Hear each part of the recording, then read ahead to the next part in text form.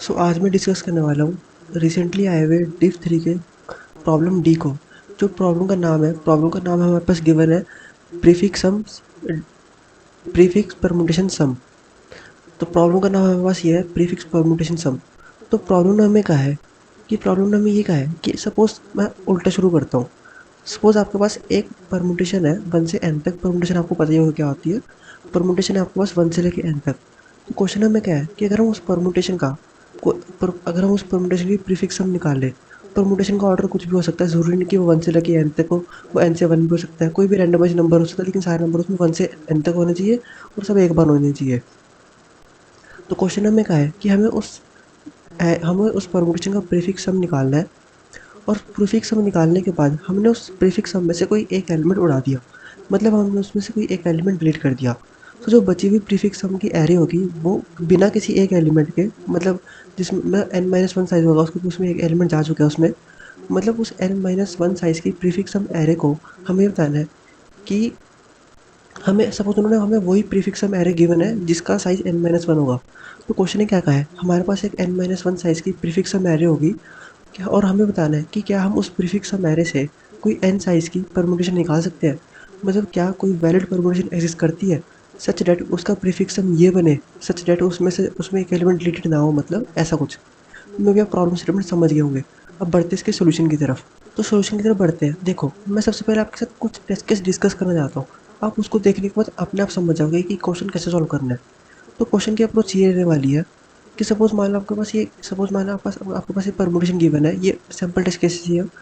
Suppose मान लो आपको ये परमुटेशन गिवन है जिसमें आपके पास 6, 8, 12 और 15। आपको ये तो पता ही है कि हम उन दोनों के डिफरेंस से वो नंबर निकाल सकते हैं। हम उनमें से तो उन दोनों के डिफरेंस लेने से हम वो नंबर निकाल सकते हैं जो उस परमुटेशन में इन्वॉल्व है। या फिर कहूँ हम उनके डिफरेंस से वो नंबर निकाल सकते हैं जो उस प्रीफिक्स सम में इन्वॉल्व है। तो इसके लिए मैंने क्या करा, मैंने जो मेरे पास प्रीफिक्स सम एरे थी उसके आगे एक ज़ीरो नंबर ऐड कर दिया, जिसकी यहाँ पे थी। इसके आगे मैंने एक ज़ीरो इंसर्ट कर दिया। इंसर्ट करने के बाद मैंने क्या करा, मैंने हर एक एडजेसेंट दो एलिमेंट्स के बीच के डिफरेंस निकाल लिए। जैसे 0 6 का 6 होगा, 6 और 2 का मेरे पास 2 होगा, 8 और 12 का 4 होगा, और सिमिलरली 12 और 15 का 3 होगा। तो इससे क्या होगा कि मेरे पास एक एरे आ गई सच डैट कि जो वो नंबर है वो इस प्रीफिक्स सम के अंदर पार्टिसिपेट कर रहे हैं। ठीक है। तो मतलब यहाँ पे जिस तरह आप देख सकते हो कि जो इसका जो इनिशियली सम है वो 5 होना चाहिए। मतलब कोई भी नंबर अगर मेरे पास प्रीफिक्स सम में 5 से बड़ा आ रहा है, मतलब वो सीधी सी बात है, वो मतलब एग्जैक्ट नंबर तो होने से रहा।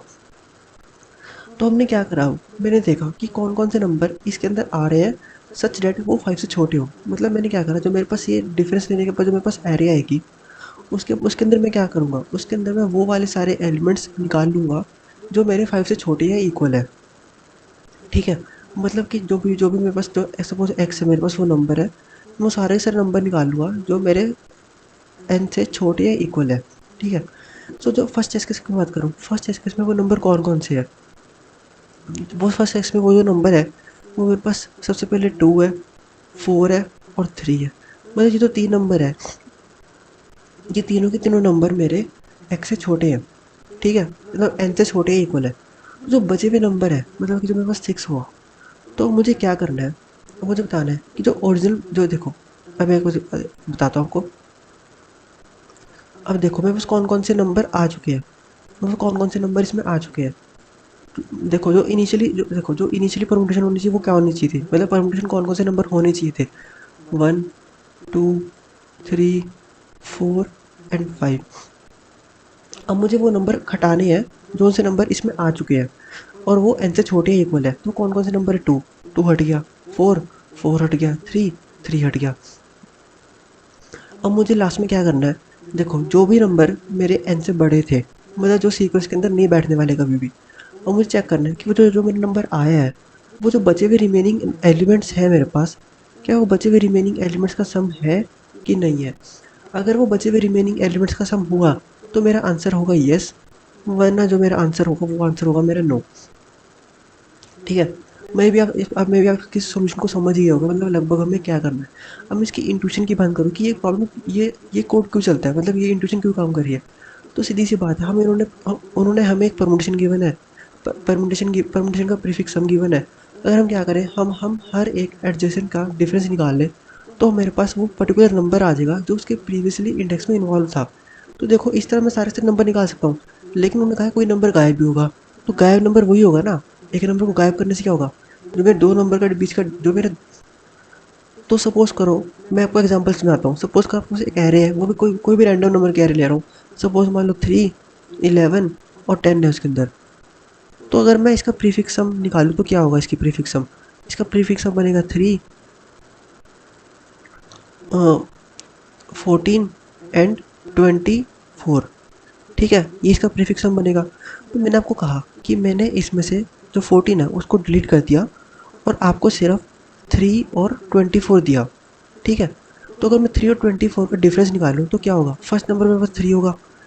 अगर मैं इसको यहाँ पे इसके आगे सपोज मैं 0 भी ऐड कर दूँ तो इसका फर्स्ट नंबर 3 होगा। तो जो सेकंड नंबर मेरे पास क्या होगा, 3 माइनस 24, 21, यही होने वाला है मेरे पास।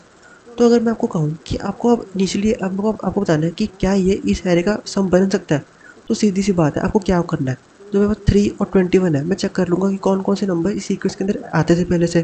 तो कौन कौन से नंबर है, सिर्फ 3 था जो इसके अंदर आता था, तो मैंने अगर 3 को 3 से काट दिया और जो बचे हुए नंबर है मेरे पास 10 और 11, तो 21 है, मेरे पास 10 और 11 का सम नहीं है। हाँ जी बिल्कुल है, तो 10 और 10 प्लस 11 वो 21 बनता है। तो देखो ये कंडीशन सेटिस्फाई कर रही है, तो इसलिए जो सोल्यूशन है ये वर्क करता है। और ये क्वेश्चन इसलिए सिंपल बनाया था क्योंकि उन्होंने परमुटेशन का है। इसलिए मैं ये चेक कर सकता हूँ कि जो मेरा हर एक नंबर है वो n से छोटा ही इक्वल होना चाहिए। तो देखो ये हो गया एक टेस्ट केस। अब मैं आपको दूसरे से समझाता हूँ। दूसरे में हमारे पास ये गिवन है, सपोज आपके पास ये एरे गिवन है और इसमें n9 है। तो n9 का मतलब क्या है, मेरे पास 1, 2, 3, 4, 5, 6, 7, 8 एंड 9। तो देखो मेरे पास जो एरे ये थी, इस एरे के अंदर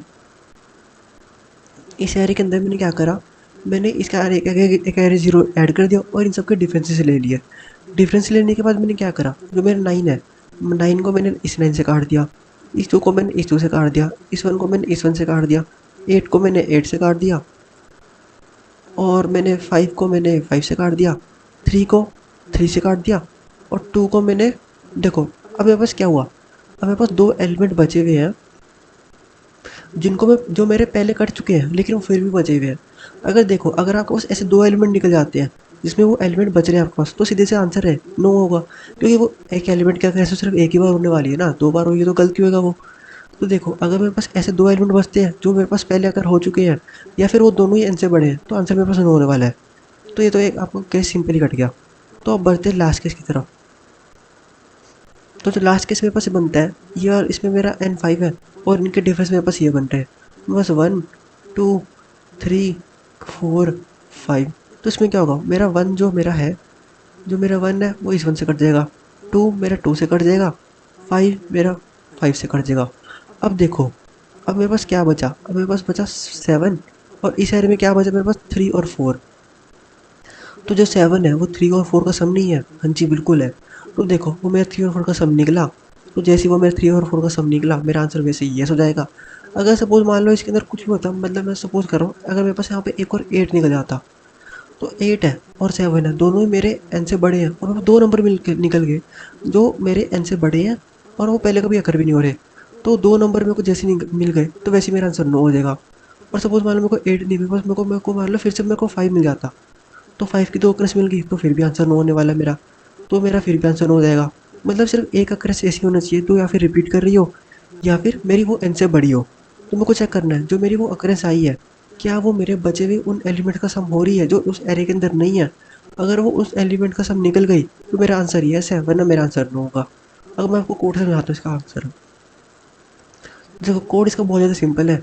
तो देखो ये कंडीशन से आप ना लगाओ तभी क्वेश्चन चल जाएगा। वैसे मैंने चेक करा है कि अगर मेरा, मतलब जो मेरा मैक्सिमम नंबर होगा वो क्या हो सकता है कि n इंटू एन प्लस 1/2, मतलब ये जो n तक का प्रीफिक्स सम का जो सम होगा मेरे पास, वो ही मेरा सबसे ज़्यादा मैक्सिमम वैल्यू होने वाली है। अगर कोई नंबर मेरा उस मैक्सिमम वैल्यू को क्रॉस कर रहा है तो मेरा आंसर सीधे ही नो हो जाएगा, तो मैं वहीं प्रिंट कर दूंगा। मतलब मैं n तक के एलिमेंट का सम निकाल रहा हूँ और चेक कर रहा हूँ कि मैं कोई भी एलिमेंट वो उस सम से बड़ा है तो मैं आंसर सीधे नो रिटर्न कर दूंगा।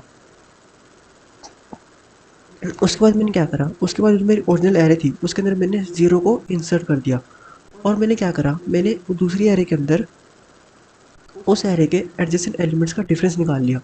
ठीक है, डिफरेंस मैंने निकाल लिया। अब देखो, अब फिर मैंने क्या करा, अब देखो मैं आपको सेट का काम बाद में बताता हूँ मैंने सेट से क्या ही करा है। अब देखो मैंने यहाँ पे सारे के सारे डिफरेंस स्टोर करवा लिए। फिर मैं चेक, इस मैप की जरूरत नहीं है यहाँ पे। अब देखो मैंने यहाँ पे चेक करा। अब देखो मैंने यहाँ पे एक एरे, मैंने यहाँ पे सेट बना लिया और सेट के अंदर 1 से लेके n तक एलिमेंट इंसर्ट कर दिए। अब मैं चेक कर रहा हूँ कि जो भी मेरा डिफरेंस है में जो मेरा नंबर है वो मेरे n से छोटा है, और साथ ही साथ जो मेरा एस टी में जो मेरा मेरे सेट में उसकी काउंट आ रही है। मतलब वो सेट में कभी पहले से नहीं, मतलब वो सेट में सिर्फ एक बार आ चुका है पहले से, मतलब वो मेरे सेट में इनिशियली एग्जिस्ट करता है। तो मैं उसको रिमूव कर दूंगा सेट में से। सपोज मान लो आपको 2 बार 3 मिल गया और 3 मेरा n से छोटा है, तो मैंने एक बार तो 3 को रिमूव कर दिया, लेकिन जब मैं दूसरी बार आऊँगा वो मेरा 3 n से छोटा होगा। सपोज n मेरा 5 है और 3 मेरा 2 बार आ रहा है, जो तो 3 है मेरा वो n से छोटा है। लेकिन जब मैंने 3 को एक बार रिमूव कर दिया तो दूसरी बार अक्रेंस उसको नहीं मिलेगी। तो मैंने उसको दूसरे दूसरे उसमें भेज दिया कि अगर वो मेरा n से बड़ा है या फिर मेरे को किसी एग्जिस्टिंग नंबर की 2 अक्रेंस मिल रही है, तो मैं चेक कर लूँगा, तो मैं उसको डी में स्टोर कर लूँगा। डी मेरा क्या है, जो मेरा अलग वाला एलिमेंट है, जो मेरा उस कंडीशन के अंदर नहीं आने वाला। तो देखो अगर मेरे को ऐसे 2 डी मिल रहे हैं जो 2 बार आ रहे हैं, या फिर जो मेरा 2 डी है जो मेरे एन से बड़े हैं, तो मैं सीधे ही नो रिटर्न कर दूंगा। अगर वो मेरी सिर्फ यूनिक अक्रेंस मिल रही है तो मैं उसको डी में स्टोर कर लूँगा और बाद में चेक कर लूँगा कि अगर अगर जो मेरा डी हो मेरा -1 है, मतलब मेरे को कोई भी ऐसी अक्रेंस मिली ही नहीं जो मेरी एन से बड़ी, सारी की सारी अक्रेंस मेरी एन से छोटी है और सारी की सारी अक्रेंस मेरी यूनिक है, मैं सीधे येस प्रिंट कर दूंगा और साथ में चेक कर लूँगा कि जो भी सेट में एलिमेंट बचे हैं, सेट में तो वही एलिमेंट बचेंगे जो मेरे एन, जो मेरे इसके अंदर नहीं आए और जो सिर्फ एक बार आए हैं। मतलब जो भी मेरी इस डिफरेंस एरे के अंदर नहीं आए, सेट में सिर्फ वही एलिमेंट रिमेन बचेंगे, क्योंकि जो नंबर आए हैं उनको तो मैंने इरेज कर दिया। तो मैं चेक कर लूँगा जो मेरा सेट है, सेट को मैं वापस डाइवर्स करूँगा और जो मेरा बचा हुआ डी था उसको मैं उसमें से मैं बचे हुए एलिमेंट को सेट में से माइनस कर दूंगा। तो मेरा सेट के जो बचे हुए एलिमेंट है उसको मैं डी में से माइनस कर दूंगा। और मैं चेक कर लूँगा कि जो मेरा डी है अगर वो मेरा 0 बन गया तो येस है, मतलब जो बचे हुए एलिमेंट्स है उनका सब मेरे डी के इक्वल है तो मैं येस प्रिंट कर दूंगा, वरना मैं नो प्रिंट कर दूंगा। सो यही थी इस प्रॉब्लम स्टेटमेंट की एक्सप्लेनेशन। ये प्रॉब्लम बहुत ज़्यादा सिंपल है, मैं आपको ये कोड डिस्क्रिप्शन में प्रोवाइड कर दूंगा। ऐसी और वीडियोज़ के लिए आप मेरे चैनल को सब्सक्राइब कर सकते हो। Till this, stay tuned for the next one. Thank you.